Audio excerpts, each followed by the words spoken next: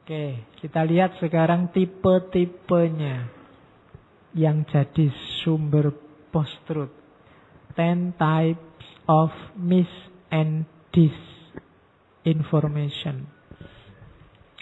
Hati-hati dengan 10 jenis ini kalau kamu menghadapi medsos, menghadapi berita, menghadapi informasi apapun hari ini. 10 ini jenis yang keliru. Sumbernya hoax, sumbernya post-truth. Yang pertama, false connection. False connection itu kalau ada berita yang itu kalau kata-katanya headline-nya, visualnya, caption-nya don't support the content. Jadi itu false connection. Misalnya menjelaskan ngaji filsafat ini, yang dijelaskan malah di ngaji filsafat itu ada minumannya teh dan kopi. Loh, ngaji itu bisnis utamanya bukan itu, tapi yang dieksplor malah kopinya. Kopinya ternyata tidak terlalu manis. Masjidnya agak pelit sama gula misalnya. Ternyata lu malah bahas itunya, itu namanya false connection. Ini bahas program Indonesia 5 tahun ke depan yang dibahas. Ternyata calonnya pakai sepatu kok ya murah ya. Sepatu murah itu kira-kira pencitraan apa? Malah bahas sepatu. Nah, itu false connection. Jadi yang di headline, yang di caption itu bukan yang utama, tapi yang tidak penting, tidak penting.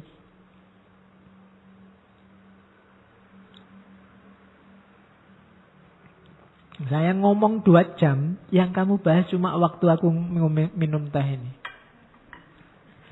Nah, itu namanya false connection. Mbak yang bahas materinya, tapi kan kamu lebih suka bahas saya minum tehnya. Nah, itu false connection. Ini yang biasanya terus diskusi tadi nggak nyambung terus melebar kemana-mana. Yang di headline bukan berita utama. Wong nonton bulu tangkis seru-serunya mau final kan, yang dibahas akhirnya apa? Jonathan nyopot kaos. Loh. Susah wong Indonesia. Dan media-media memblow up itu namanya. Lho ki piye to ya wong ya urusan olahraga, sportivitas, menang juara nasionalisme itu sik nyambung sing dibahas kaos. Oke. Jadi hati-hati sekarang banyak yang kayak gitu. Kamu kan jadi teralihkan perhatianmu. Hal yang utamanya tidak dibahas lagi. Yang dibahas, yang tidak penting, tidak penting. Kamu harus waspada. Sekarang banyak jebakan false connection. Yang di blow up bukan yang penting-penting, tapi yang pinggir-pinggiran. Oke, terus yang kedua, manipulated content. Manipulated content itu isinya dimanipulasi. Jadi dimanipulasi itu dipalsukan. Faktanya iya memang begitu, tapi digeser-geser sehingga melahirkan pemahaman yang berbeda. Harusnya orang memahaminya A tapi terus memahaminya jadi B. Itu manipulated content. Nanti kita lihat ada kesalahan-kesalahan logika yang menyebabkan manipulated content, sehingga orang jadi tertipu. Terus misleading content. Misleading content itu tidak dipalsukan isinya. Kalau manipulated kan tadi dipalsukan. Kalau misleading ini tidak dipalsukan, cuma dipakai untuk konteks yang tidak pas. Misalnya ini tadi ngomongnya untuk bergurau, guyon. Tapi karena kamu benci, guyonannya itu kamu masukkan ke ranah serius. Jadinya misleading. Betul. Wong tadi ini ngomongnya cuma guyon-guyon santai-santai, dipotong tes, terus dijelaskan, wah berarti orang ini membenci bla bla bla bla, itu misleading content. Biasanya YouTube yang dipotong-potong itu sering membuat orang misleading content. Jadi ya, sekarang kan banyak ngaji filsafat juga banyak yang dipotong. Ya enggak masalah. Enggak apa, kalau ngaji filsafat sih mending. Filsafat kan pemikiran. Orang salah paham berarti ada pikiran baru yang lahir, kan begitu. Kalau agama salah paham kamu dianggap sesat. Cuma kalau pikiran filsafat kan, loh kok orang jadi salah paham memahaminya, nah, berarti dia punya pemahaman baru. Jadi kan tidak masalah. Misleading itu melahirkan pemahaman yang baru. Maka besok kalian gak usah takut kalau ngajar filsafat, menjelaskan pikiran filsafat. Kok beda sama sumber aslinya? Oh, berarti kamu genuine melahirkan pikiran baru. Nah, hati-hati misleading. Kalau urusan-urusan penting, hati-hati kamu dijebak dengan misleading ini. Frame-nya dipotong, kemudian dipakai untuk konteks yang berbeda sama sekali. Kadang-kadang kan ada kritik, misalnya orang menafsirkan ayat A dengan konteks yang berbeda. Ya coba yang mahasiswa tafsir kan ngerti, oh ayat poligami ini dalam konteks apa, ayat jihad ini dalam konteks perang atau dalam konteks damai. Ayat itu namanya konteks. Ketika dipakai tidak pas, jadinya misleading, salah paham. Apalagi terus ayatnya dipotong-potong sakarepe dhewe, akhirnya misleading. Kayak orang males sholat terus pakai ayat fawailul lil musallin. Nah, itu misleading. Jangan sholat. Sholat itu malah masuk neraka. Ada dalilnya. Maka masuk nerakalah bagi musallin, orang-orang yang sholat. Nah, itu misleading namanya. Dipotong terus digunakan sakarepe dhewe. Oke. Terus kayak mahasiswa ndak lulus-lulus. Kamu kok nggak lulus-lulus? Saya memanfaatkan waktu, Pak. Wal asri. Karena jatahnya sampai 14 semester, ya saya manfaatkan sebaik-baiknya 14. Itu misleading. Oke. Terus yang keempat, fabricated. Fabricated itu bikinan. Kalau manipulated content itu isinya genuine cuma dipalsukan. Kalau fabricated itu memang bikin berita palsu yang tidak ada sebelumnya. Yang palsu pun kalau diulang lama-lama dia akan diyakini jadi kebenaran. Kan rumusnya itu. Bikin aja berita palsu. Terus saya dulu punya teman wartawan yang bagian berita-berita kriminal, yang saru-saru, yang berita-berita itu dulu ada. Nah, kalau dia kehabisan berita, kesel tiap hari nyari orang diperkosa, nyari berita-berita pencabulan, ini gak anu ya ngarang wae. Ada tetangga meniduri, wis tidak masalah. Itu fabricated. Sama kayak kalian kalau nulis skripsi terus bingung, sudahlah dikarang aja. Seolah-olah ada pikiran itu. Terus kasih aja footnote, mbuh pengarangi sopo judul buku pakai bahasa Inggris yang aneh-aneh, terus nggak ngerti nggak dosennya. Wis. Itu namanya fabricated content. Saya dulu pernah zaman penataran P4 itu, zaman saya dulu ada penataran P4. Waktu diskusi debat itu, cara paling mudah untuk menaklukkan musuh adalah fabricated ini. Ngomong ngawur terus, ini saya rujuk dari bukunya Nurholis Majid, halaman sekian. Musuhmu kan ya males ngecek buku, pokoknya percaya wae. Begitu ada kata-kata ini kan harus mengkerut duluan. Kayak di kelas terus mahasiswa bilang, ini saya ngutip dari bukunya Gadamer loh ini. Temanmu kan langsung mengkerut itu. Padahal apa ada benar di Gadamer kan tidak ngerti. Nah, itu strategi namanya fabricated. Bikin aja konten. Orang kalau sudah dengar nama, dengar istilah kan sudah ngeri duluan. Nah, itu namanya fabricated. Atau sponsored konten. Isi yang pesanan. Jadi ya memang dipesan. Nanti media tertentu ada pesanan. Kamu tolong beritakan semacam ini, nanti saya kasih sekian. Nah, itu pesanan. Itu juga jenis mis dan disinformasi. Terus ada lagi false contact. False contact kayak misleading tadi. Konteksnya dipalsukan. Kalau tadi kan salah konteks. Konteksnya benar cuma beritanya yang keliru. Tapi kalau ini konteksnya yang dibikin palsu. Jadi when a genuine content is shared with false contextual information. Jadi yang dipalsukan situasinya. Terus satir atau parodi. Kalau ini biasanya kalian nyindir-nyindir untuk guyon-guyon dan seterusnya. Jadi biasanya salahnya di mana satir itu? Satir itu biasanya menyerang, ofensif sifatnya. Tapi dia kalau bahasanya di situ has potential to fool. Tujuannya satir itu kemungkinan besar adalah menjelek-jelekkan. Terus imposter content. Imposter itu sama juga. Isi yang palsu. Terus ada lagi propaganda. Propaganda itu iklan, promosi. Propaganda itu kelemahannya adalah biasanya melebih-lebihkan. Itu propaganda. Saya begitu ikut ngaji filsafat, tercerahkan luar biasa. Hidup saya sekarang menyala-nyala penuh gairah. Itu namanya propaganda.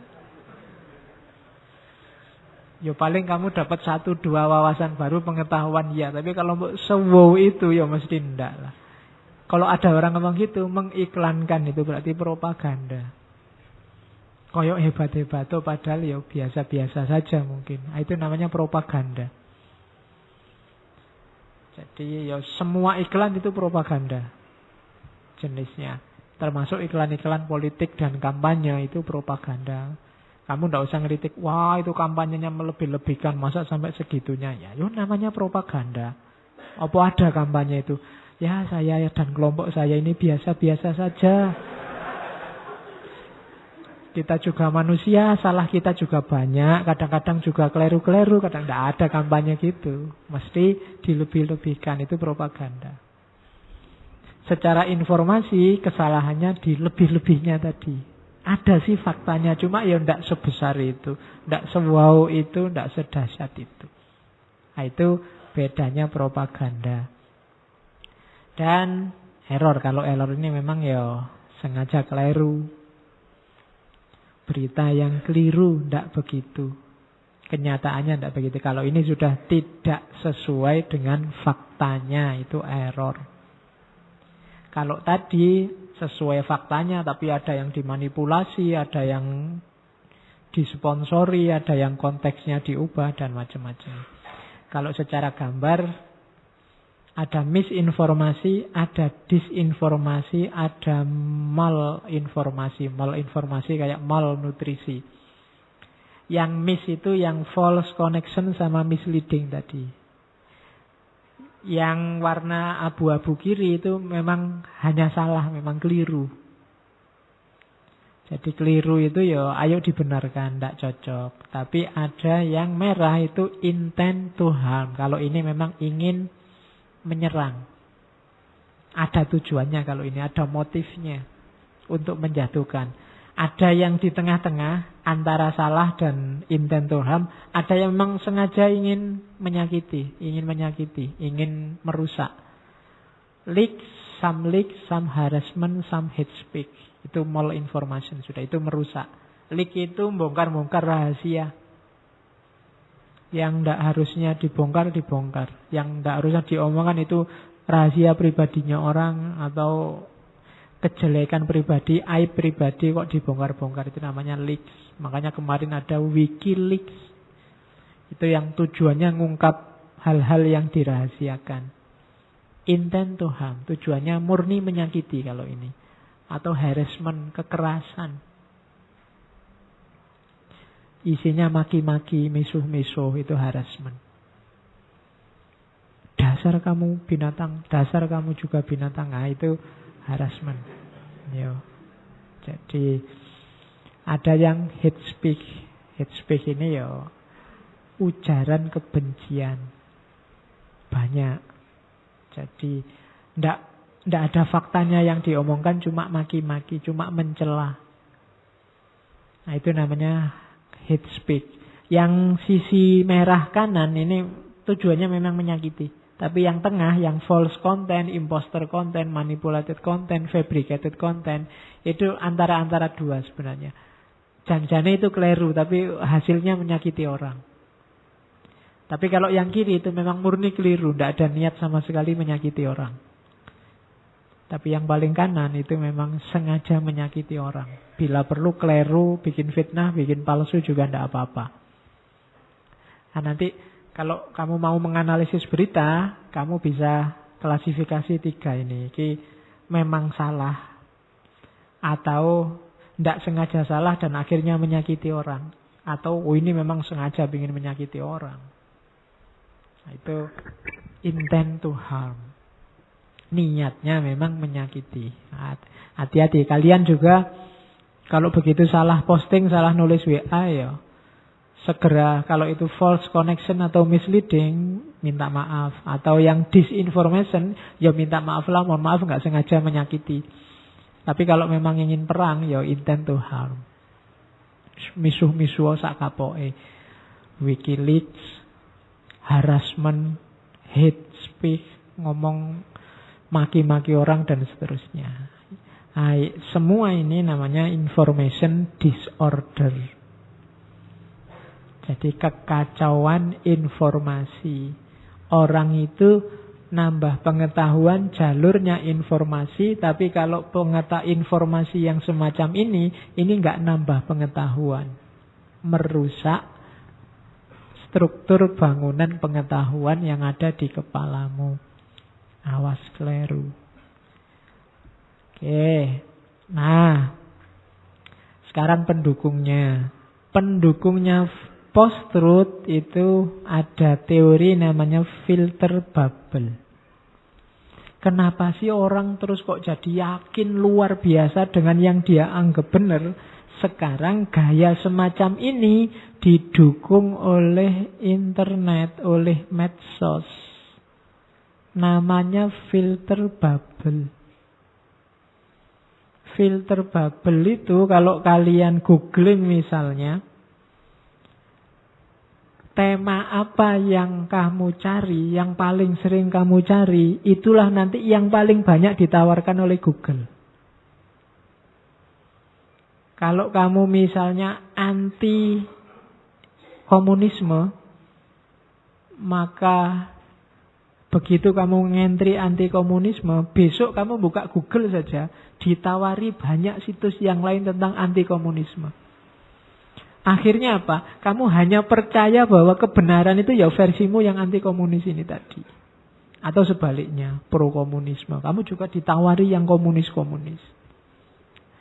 Jadi itu namanya filter bubble. Bubble itu kayak kalau kamu niup balon terus. Nah, filter bubble itu kamu difilter oleh balon-balonnya internet. Google dan kawan-kawan. Sekarang mesin pencari itu kan banyak macam-macam. YouTube juga begitu. Coba ya kamu buka YouTube. Apalah. Satu aja tema. Misalnya tema dagelan apa gitu. Besok kamu buka YouTube lagi. Yang ditawarkan di awal ya dagelan dan kawan-kawan itu tadi. Itu namanya filter bubble. Nah, kalau urusan keyakinan tadi, belief dan kebenaran, ketika kamu pro pada satu kepercayaan kebenaran tertentu, ya kamu nanti oleh internet ditawari kebenaran itu terus. Hasilnya apa? Auto-indoktrinasi. Jadi itu kayak kamu mendoktrin dirimu sendiri. Wah, ini luar biasa. Sekarang kan banyak orang pakai auto. Nah, ini auto-indoktrinasi. Ngaji filsafat itu auto ngantuk. Kalau urusan apalagi gitu. Sekarang kan apa-apa sekarang pakai auto. Oke. Nah, filter bubble itu auto-indoktrinasi. Karena ditawari itu ya kamu klik.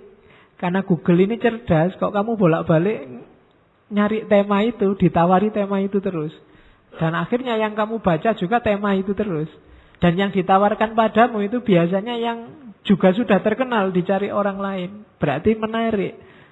Yang ditawarkan oleh internet, terus mesti kamu klik. Karena pasti itu menarik. Karena internet tahu mana yang banyak dicari orang. Dan itu yang ditawarkan di awal. Akhirnya apa? Isi kepalamu, caramu hidup, mana benar, mana tidak benar, disetir oleh ini tadi. Efeknya apa? Seolah-olah wawasanmu luas dengan internet, tapi sebenarnya kamu tambah sempit. Semakin tidak peka terhadap pikiran yang berbeda dengan dirimu. Karena selama ini kamu dijejali terus dengan yang versimu. Yang versi yang lain tidak. Semakin tidak toleran. Jadi kalau orang merasa, oh Pak, Google itu Pak, maha tahu, bikulli syai'in alim misalnya. Apa-apa ngerti. Tapi untuk kasus dirimu sebenarnya dia tidak menampilkan maha taunya, tapi dia melayani seleramu. Kebenaran yang sudah kamu yakini. Sehingga justru lama-lama kamu jadi semakin keras.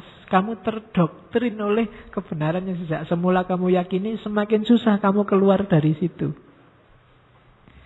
Karena kamu semakin merasa yakin benar. Karena kamu ditambahi argumen terus, ditambahi dasar terus, ditambahi data terus oleh Google untuk mendukung yang hari ini kamu anggap benar. Jadi selama ini kamu anggap bahwa apa saja ada menguntungkan, tapi di titik tertentu dia sebenarnya menjebakmu, mendoktrinmu. Yang didoktrinkan apa? Ideologi yang kamu anggap pasti benar tadi. Nah, itu namanya auto-indoktrinasi. Itulah pendukungnya post-truth. Kalau kamu benci calon A, itu kan kamu cari berita yang menjelek-jelekkan calon A. Dan kamu asik sekali di situ. Besok oleh Google ditawari lagi. Ada loh yang menjelekkan lebih sadis dari kamu. Ada lagi. Ya kan? Kalau Twitter itu kan yang terjadi dengan hashtag. Hashtag itu kan, begitu kamu hashtag apa, itu yang ditawari ya gitu-gitu terus. Yang setema, sejalur. Ya, sekarang kan yang ada IG. IG itu paling sadis kalau mencela orang. Di bawah itu mungkin Twitter. Saya tidak tahu Twitter sama Facebook itu kelihatannya ya tanding aja. Kalau urusan caci makinya, saya kelihatannya paling ganas sekarang ya Instagram menurut saya. Saya tidak tahu kalau menurutmu. Ini saya tidak punya akun ya. Bolak-balik ada yang tanya akun Instagram. Aku randuwe. Oke. Khawatirnya nanti ada akunnya terus kamu follow ternyata aku tidak pernah posting apa-apa. Itu kan kamu kecewa. Iya, mending tidak ada lah sekalian. Oke, karena kadang-kadang coba kamu perhatikan orang yang tawuran itu ya. Itu kan tawurannya ning medsos. Nek ketemu ya cengenges-cengenges. Tidak tawuran lagi. Mungkin memang hubungan antar manusia itu lebih efektif kalau kita face to face, intensif. Orang yang tidak ngerti, tidak beredar di antara kita, nggak ngerti ngaji filsafat, bisa maki-maki filsafat. Tapi kalau datang ke sini mungkin ketawa-ketawa bareng, kalau bareng. Karena mereka ngertinya cuma dari medsos, tidak pernah face to face. Temenmu yang misalnya kamu gegeran sama temenmu di WA saja, nanti kalau ketemu kan nggak sesadis waktu di WA. Ketemu ya senyum-senyum, ketawa-ketawa, sudah kayak tidak ada apa-apa. Kadang-kadang yang makinya paling keras di dunia nyata itu dia paling culun, paling cupu. Tapi begitu pegang HP, sadisnya luar biasa. Ada yang kayak gitu. Maka semoga HP dan teknologi informasi tidak mematikan hubungan yang personal kita. Loh, seenak-enaknya guyon itu kan ya enak yang face to face. Dagelan yang kamu posting itu kan cuma copy paste dari mana-mana kamu share terus. Nggak terlalu bikin ketawa. Tapi kalau bareng-bareng gini nggak lucu aja bisa bikin ketawa.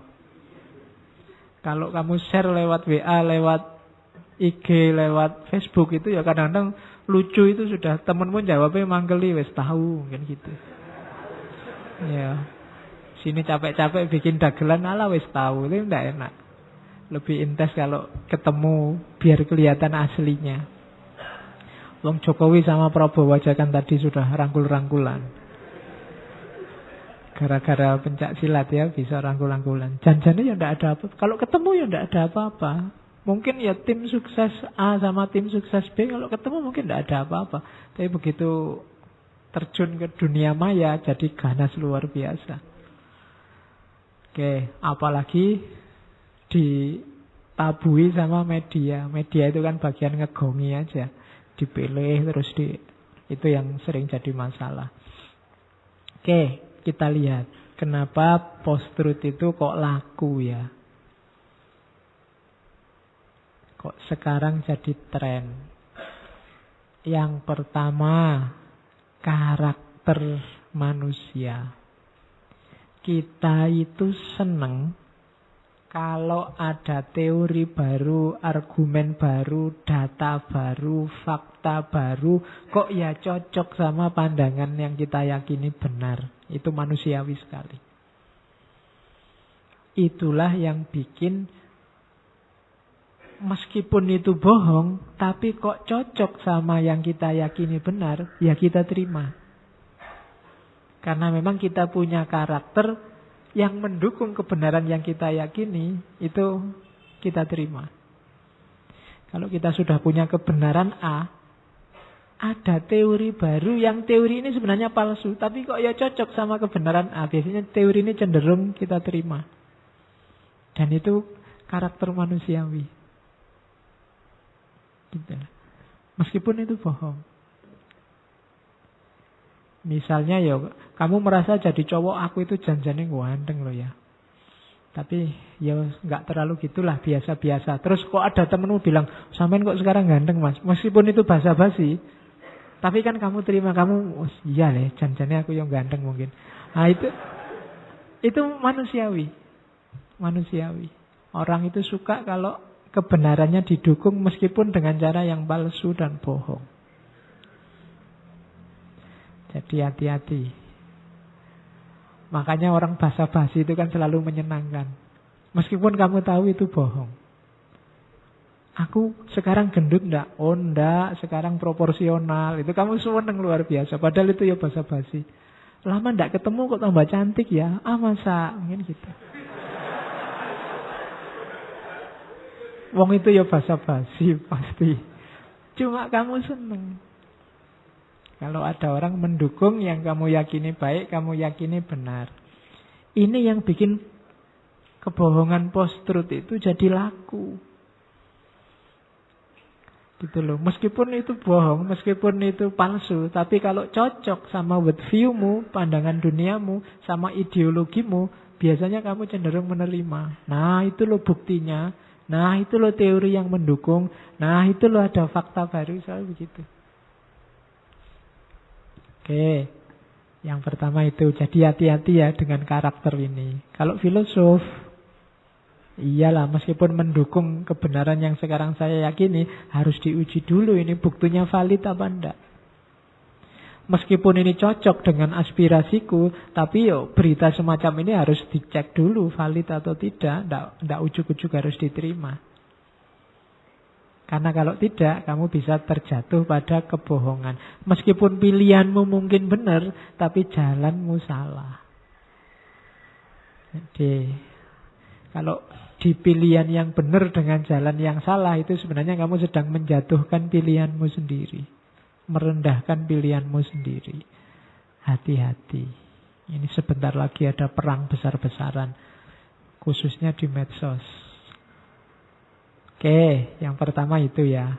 Kalau filosof, filsafat, komitmennya hanya pada kebenaran. Dan tidak dilampaui jauh-jauh. Ya kebenaran gitu aja. Kalau dilampaui jadi post-truth. Kemudian yang kedua, biasanya yang mendukung post-truth ini media. Media nyari untung. Jadi mana yang sekiranya dicari orang banyak, itulah yang ditampilkan. Logikanya kapitalis mereka. Jangan disalahkan. Kalau TV nyari rating, kalau mass media cetak nyari oplah, kalau mass media internet ya nyari klik. Kalau beritanya lugu, ya tidak ada yang mengklik. ngaji filsafat, yang hadir adalah mahasiswa. Itu tidak ada yang ngeklik, apa istimewanya. Gitu.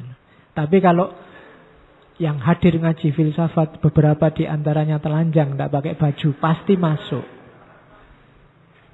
Dan itu pasti yang di blow up. Itu media. Kenapa? Dia ngejar rating, ngejar oplah. Jadi meskipun itu berita palsu, meskipun nanti di headline-nya dikasih kata-kata isu, dikasih kata-kata kontroversi, dikasih kata-kata mungkinkah dikasih tanda tanya, tapi itu yang di blow up. Kenapa? Ya logikanya nyari untung. Itulah pendukung yang jadi akar nanti lahirnya post-truth. Dan ini didukung juga oleh namanya komodifikasi. Komodifikasi itu menjadikan komoditas apapun aspek kehidupan, pendidikan, agama, kesehatan, itu jadi komoditas. Komoditas itu berarti apa? Dicari jalan yang menguntungkan. Entah secara finansial, entah secara status, entah secara posisi, pokoknya apapun dipakai untuk menguntungkan dirinya atau menguntungkan kelompoknya. Itu namanya komodifikasi. Termasuk kebohongan-kebohongan atas nama pendidikan, atas nama agama, atas nama kesehatan. Ini yang jadi akar lahirnya kebohongan. Kalian harus waspada, termasuk tadi yang dalilnya wala tastaru bi ayatillah tadi. Tastaru bi ayatillah itu namanya komodifikasi, membisniskan ayat-ayat Allah. Dan ini bisa jadi sumbernya post-truth. Jadi yang keempat, kenapa lahir post-truth? Kemajuan teknologi informasi tidak berbanding seimbang, tidak simetris dengan kemampuan literasi pemerintah dan masyarakat. Jadi tidak nyambung. Medianya cepatnya luar biasa, tapi mental dan kecerdasan masyarakatnya tidak imbang. Akhirnya orang memanfaatkan teknologi itu untuk hal-hal yang tidak seharusnya begitu. Dan didukung oleh kapitalisme media dan mental komoditas. Lahirlah post-truth. Banyak loh orang itu iseng. Di antara komen-komen memuji, misalnya Indonesia dapat emas banyak, itu mesti ada satu nyisip yang iseng mencela. Itu bukan karena dia benci, cuma iseng aja mancing. Setelah itu kan banyak komen-komen mencela, dasar gak nasionalis, dasar itu. Memang dia pinginnya bikin rame. Dan kamu terjebak dengan itu, ngono lho kok yo mbok tanggepi. Wong itu memang sengaja iseng mancing perkara aja. Ala kok komentar semua seragam, mancing perkara dek komentar yang jelek-jelek. Dan kamu panas terus mau komentari semuanya. Jadi begitu ada satu komentar jelek, di bawahnya ngomentari komentar jelek itu bisa ratusan. Padahal mungkin yang tadi iseng itu wis hilang deh. Wong cuma iseng sebentar. Atau nanti dia bikin rusuh di postingan yang lain. Ya memang ada yang sengaja gitu. Nggak enak kalau sepi dia, pokoknya senengannya bikin gitu. Nah, itu hubungannya sama literasi tadi. Kemampuan kita, mental kita menghadapi perkembangan teknologi informasi. Ini PR bersama. Terus, ya ada kenapa orang sampai menerima kebohongan, mendayagunakan kebohongan untuk kepentingannya, biasanya karena pragmatisme, tujuan jangka pendek, orientasi hasil sekarang. Alah bohong-bohong dikit tidak apa-apa, yang penting menang kita. Curang-curang dikit tidak apa-apa, yang penting cepat lulus. Nah, itu namanya pragmatis. Jadi ini juga jadi sumber post-truth. Terus yang jadi akarnya post-truth lagi, karakter masyarakat yang Kalau kemarin bahasanya Brodiat di ekstasi komunikasi, epilepsi, suka yang wow. Coba masyarakat itu ndak kagetan, ndak gumunan, ndak suka yang wow, itu mungkin bisa diminimalisir kebohongan-kebohongan itu. Kalau masyarakatnya cerdas, ada berita apapun, ah masa iya, coba dibuktikan dulu, ah masa iya, nyari dasarnya dulu. Kalau kayak gini, sekarang kan enggak, masyarakat itu wow. Begitu ada berita wow kan di-share, cepet-cepet share. Aminkan, kemudian share. Iya. Jadi, ayo kita masyarakat epilepsi. Kalau sudah selesai posting, anggap selesai. Nanti ada kejutan lagi, kamu share lagi. Nyari kejutan demi kejutan. Itu makanya namanya masyarakat epilepsi. Kita itu gampang kaget. Nah, itu situasi juga. Di masyarakat epilepsi, berita-berita bohong yang wow mesti lebih cepat tersebarnya. Dan yang terakhir, populisme dalam politik praktis. Populisme itu to some extent sampai level tertentu ya bagus. Populisme itu kan menomorsatukan populasi masyarakat. Cuma kadang-kadang ini levelnya hanya retorika. Demi rakyat, membela umat. Nah ini logika-logika populisme namanya. Kalau hanya retorika, ya sebenarnya enggak pertama-tama demi rakyat, demi masyarakat, ya demi dirinya sendiri. Wong itu cuma retorika. Logika populisme ini yang kemudian bikin orang right or wrong my kelompok. Kelompokku pokoknya. Ngapus-ngapusi sidik tidak apa-apa, yang penting rakyat sejahtera. Nah itu namanya populisme yang hanya retorika. Jadi 1, 2, 3, 4, 5, 6, 7. Situasi 7 inilah yang melahirkan peradaban kebohongan yang kita sebut sebagai post-truth. Gaya inilah yang bikin Donald Trump yang semacam itu bisa jadi presiden. Itu yang kalau kampanye luar biasa itu kan dia demi rakyat Amerika, kita jayakan lagi Amerika. Itu gaya populis, demi biar dia bisa jadi presiden. Nah itu populisme sebagai retorika. Kita harus hati-hati jangan terjebak di situ.